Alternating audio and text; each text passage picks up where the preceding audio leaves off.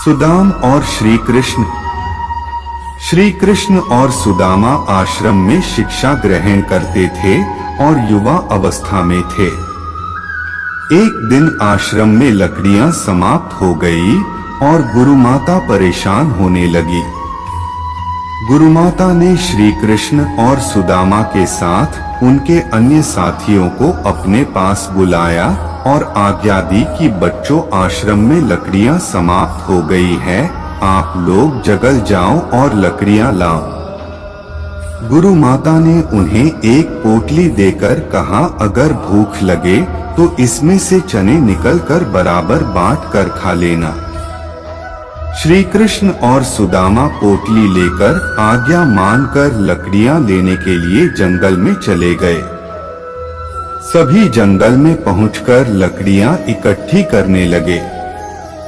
लगभग सभी ने लकड़ियां इकट्ठी कर ली थी, लेकिन शाम हो गई थी, साथ में ही मौसम बहुत ज्यादा खराब होने लगा था।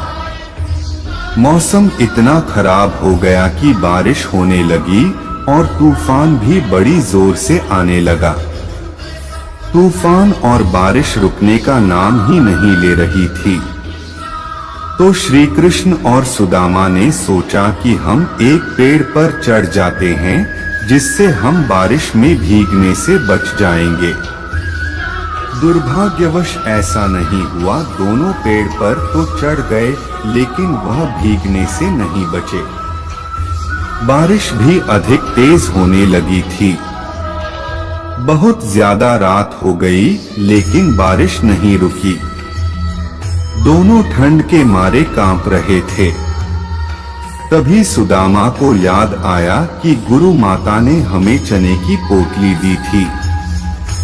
सुदामा ने मन ही मन सोचा कि श्री कृष्ण को याद नहीं है कि गुरु माता ने हमें चनों की पोटली दी थी।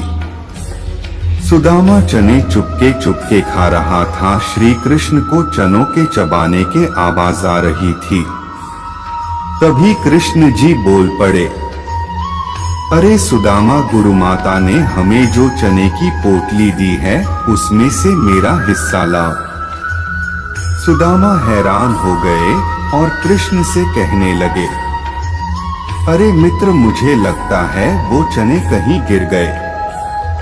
श्री कृष्ण यह सुनते ही चुप हो गए। वह जानते थे कि सुदामा चने खा रहा है, लेकिन उन्होंने सुदामा को कुछ नहीं कहा। लेकिन समय बीतता चला गया और उन्हीं चनों की वजह से सुदामा बहुत ही दरिद्र यानी बहुत गरीब हो गए। शायद वही चने सुदामा की गरीबी का कारण बने। आप क्या मानते हैं? कमेंट जरूर करें।